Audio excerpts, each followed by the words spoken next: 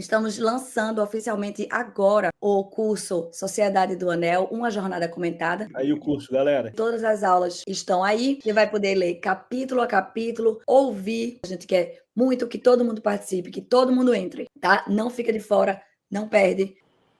Católico sem asterisco mandou R$35 e disse, só para esclarecer, o asterisco é porque muitos católicos atualmente dizem estar em comunhão com Roma, mas resistindo ao Papa, ou seja, um serevacantismo prático. Problemas sempre haverá na igreja. Podemos criticar, lamentar, mas obedecer sempre. Nada contra a Santa Missa Tridentina e todos os demais ritos, mas obedecer sempre. Esses são os asteriscos de que falava. Sagração de bispos sem autorização é excomunhão. Bom, eu vou começar aqui. Não, Tá. eu posso começar. Primeiro, o Gabriel ele acabou de citar um documento magisterial que permite, em situações extraordinárias, dar o direito de resistência. Isso foi proclamado no 8º Concílio Ecumênico, né, Constantinopla IV, no ano de 869, falando que, de fato, no caso do Papa Honório, houve uma resistência dos bispos orientais àquela declaração que ele tinha feito de uma vontade, né, e que o próprio texto papal do Papa Adriano II vai dizer que isso é um direito do episcopado de resistir quando tiver uma perniciosa doutrina, né? Ou seja, resistir à perniciosa doutrina. Então, isso foi explicitado magisterialmente. A gente não está falando da nossa cabeça, a gente está falando o que o magistério do Papa Adriano II e do 8º Concílio Ecumênico expressamente ensinaram. Quanto a essa questão da sagração episcopal, eu não sou também propriamente o advogado da fraternidade, mas a gente sabe que tem o estado de necessidade, que, claro, isso daqui vai ter que ser discutido e tudo mais, mas a fraternidade alega que existe uma situação excepcional na igreja que justifica esse tipo de sagração e que teria previsão canônica. É claro que isso é uma discussão grave, é uma discussão que merece uma atenção profunda, mas a minha visão é a gente não pode tratar a fraternidade como se fossem cismáticos, como se rejeitassem algum dogma. Eles não rejeitam nenhum dogma, nem nenhuma prerrogativa do Sumo Pontífice. Esse debate não pode ser simplificado, é um debate, de fato, bem complexo. A gente não pode chegar aqui e dizer, não, está resolvido, vamos seguir a Pachamama, vamos seguir o documento de Abu Dhabi, ou então a Fiducia Supplicans. Não, isso é algo mais complexo, isso é algo que tem que ser sentado na mesa, o pessoal da fraternidade, o pessoal da Santa Sé, e, de fato, ser elaborado algo para acabar com essa ambiguidade dos textos conciliares e solucionar a crise na igreja, porque, pessoal, ninguém fica feliz com uma excomunhão contra os bispos da fraternidade, enquanto os bispos da Alemanha estão aí pregando todos os absurdos que a gente conhece.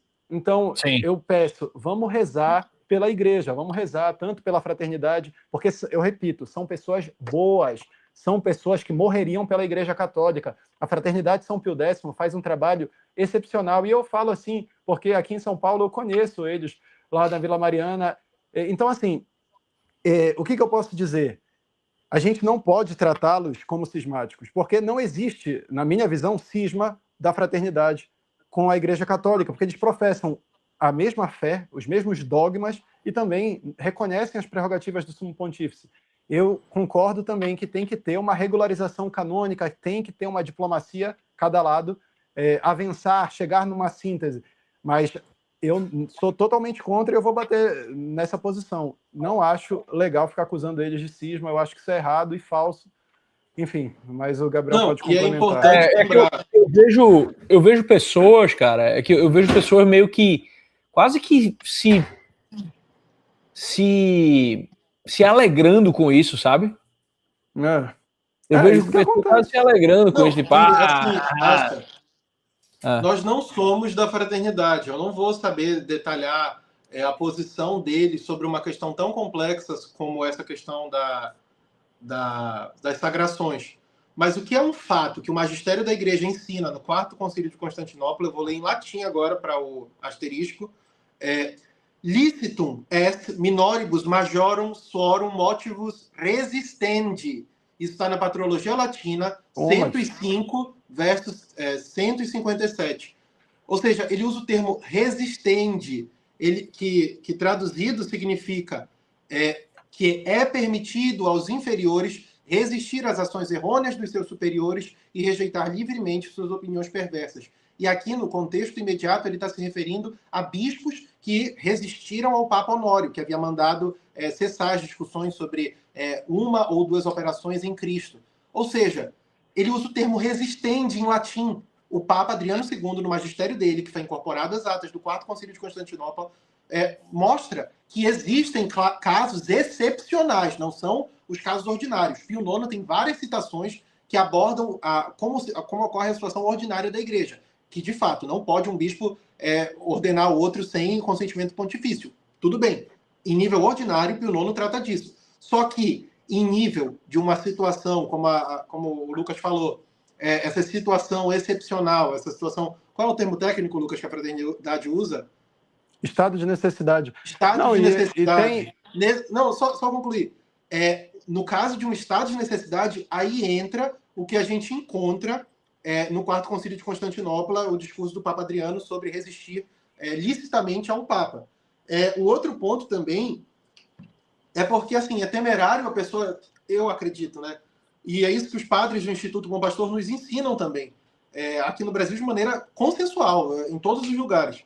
É extremamente equivocado você já vir acusar que a fraternidade é cismática, a fraternidade é herética, porque, cara, na igreja, quando houve situações totalmente anômalas, como a que nós estamos vivendo, a gente teve casos em que, por exemplo, São Vicente de Ferrer defendia um papa, enquanto que Santa Catarina de Siena defendia outra. E ambos são santos. Então, assim, não é uma situação comum a que nós estamos vivendo, não é normal um bispo dizer, assim, na cara dura, que não é para adorar a Eucaristia, e o regional vinha a favor dele. Não é normal os dicastérios de Roma todo dia estarem falando que os papas do passado falam 7 vezes que Maria é corredentora, mas nós dizemos que ela não é. Não é normal essa situação. Então, o que a gente está dizendo só, baseado... E nós convidamos o Asterisco também a ver, é o vídeo do padre Daniel Pinheiro, sobre os graus de assentimento ao magistério. Os tipos de magistério e os graus de assentimento devido a eles. Porque há uma confusão. A promessa de que as portas do inferno não prevaleceriam dizem respeito ao que é definitivo, ao ensinamento definitivo de Roma. Roma não pode defeccionar na fé naquilo que é definitivo, ex cátedra, e não de maneira genérica. Só complementando aqui, para até, enfim, a gente explicitar a nossa posição, porque, de fato, o que mais perguntam é sobre essa questão da fraternidade, do IBP, da questão da crise na igreja. A gente está falando por nós, a gente não é membro do IBP, nem de nenhuma outra congregação. Eu estou falando enquanto pessoa privada, Lucas Clautal, o Gabriel também fala por ele, Gabriel Clautal, então, não pelo IBP, até para, enfim. É claro que acaba que eu já frequentei algumas missas da própria fraternidade, eu vou explicar aqui só uma coisa. A Pontifícia Comissão Ecclesia Dei, que é um órgão do Vaticano, ela já disse que não só cumpre o preceito, então você pode cumprir o preceito lá segundo a Pontifícia Comissão Ecclesia Dei. Além disso, a confissão, como vocês mesmos sabem, o Papa Francisco diz que é lícita e que você pode também se confessar com os padres da fraternidade e também se casar. Então, pessoal, essa discussão sobre o estado de necessidade é uma discussão muito complexa. Não sou eu que vou resolver, eu só acho que tem que ter esse diálogo. E é como o Rasta falou, eu não acho normal, cara, ficar tratando como se fosse um jogo de torcida. Excomungaram a fraternidade, que bom.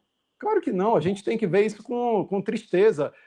Ainda que venha a acontecer, pode ser que nem aconteça, se Deus quiser, que o Vaticano não emita nada nesse sentido. Mas, assim, a gente tem que rezar pelo bem da igreja, não para que um partido A ganhe do partido B, porque o ego de alguém está mais... Não é isso, entendeu? Então é isso.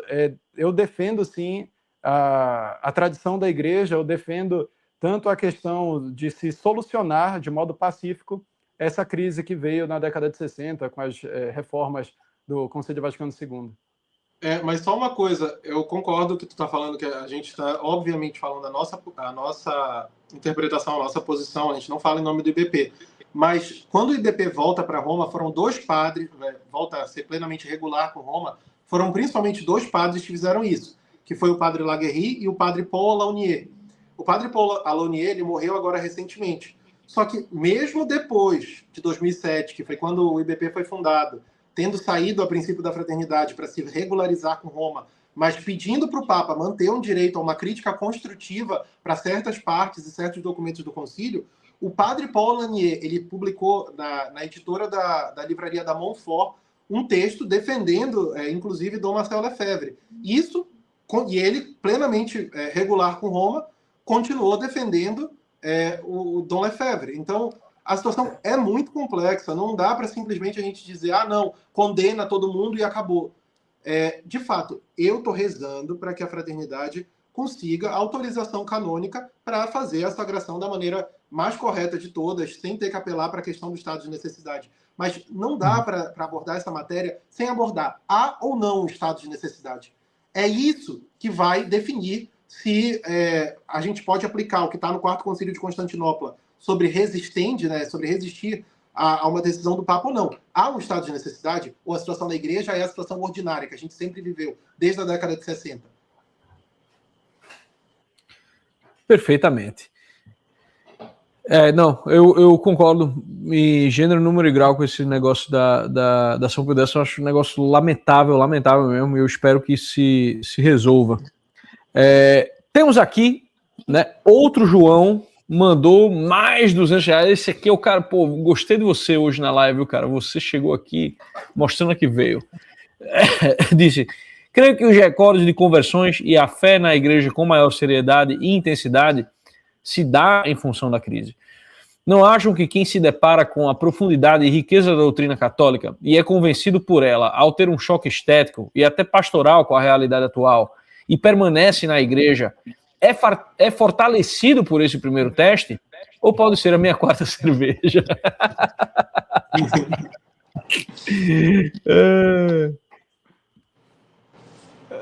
Quer começar? Eu vejo certa verdade nisso daí. Acho que tipo, o momento de crise também cria santos, né? Com certeza. Sim, cria heróis. E assim, querendo ou não, a fé vai ser peneirada. Daqui a mais uns 30 anos, da forma como as coisas estão indo, quem se dizer católico é porque realmente vai ser católico. Agora, a gente está vendo várias conversões. Eu ainda não sei se já tem, né, estatísticas formais desses institutos como a Pew Research Center. Só que, assim, isso em todo lugar do mundo, a gente vê conversões. Eu acho que ano passado foi a Candace Owens, pessoas de relevância. O vice-presidente dos Estados Unidos, o J.D. Vance, apesar de, enfim, agora está tendo toda essa polêmica, ele também é outro exemplo de pessoa que, num período de tempo bem curto agora, recentemente, aderiu à Igreja Católica, abandonou o protestantismo. Então, a crise também, eu acho que muita gente retorna para a igreja ainda em períodos de crise, porque a igreja é uma instituição divina, é o Espírito Santo que, no fim das contas, vai vencer todas as heresias, e a Igreja Católica é a igreja contra a qual as portas do inferno não prevalecerão. Exatamente. Não, e eu concordo em gênero, número e grau também com isso. Eu acho que em tempos de crise, a gente vai ter, sim, uma qualificação do número de católicos. Quem for permanecer na igreja, quem se manter fiel, vai ganhar mérito para o céu, vai conseguir, de fato, virar santo, vai se santificar. Por quê? Porque agora a igreja vive a sua paixão, né? Muitas pessoas saem da igreja porque estão vendo esses escândalos, esses problemas pessoais, né, dos papas, e aí pega e fala: não, eu vou virar da igreja ortodoxa porque é based, porque ela é esteticamente bonita e a missa nova foi reformada. Não, cara, não é. Isso daí está errado. A gente tem que se manter pela doutrina que a Igreja Católica professa, pela coerência institucional que em 2000 anos se manteve. E não só isso, o dogma da primazia do Bispo de Roma é um dogma com base pré-nicena, pós-nicena, anterior a qualquer tipo de fase que o cristianismo passou, fase histórica. Então, assim, de fato, a gente vê um reavivamento da fé católica, a gente vê uma juventude, principalmente depois dos meios das mídias sociais, cada vez mais praticante na fé católica. E, por um lado, a gente, de fato, dá uma aula, querendo ou não, até para os protestantes, porque a missa tridentina, por exemplo, a missa católica, ela é mais bonita. É óbvio que ninguém deve ser católico apenas por estética, mas a estética, ela acaba, assim, contando para uma pessoa que está tendo um primeiro contato com a igreja. Ajuda muito. Ajuda. Só de tu ouvir um cântico gregoriano bonito, a estética importa, a beleza importa. A beleza salvará o mundo, né? já falava que, enfim, mas é importante também a gente ganhar essa batalha estética. Eu sou contra também o pessoal que fala, não, vamos negligenciar isso. Não, vamos fazer com que os filhos da luz brilhem mais do que os filhos das trevas. Vamos sim ganhar deles em tudo. Vamos ganhar em doutrina, em apologética, em estética. E assim a gente vai conseguir chegar em todas as classes sociais. A Igreja Católica vai triunfar, a Igreja de Nosso Senhor Jesus Cristo vai vencer de todas as heresias e vai permanecer imaculada ao longo dos séculos.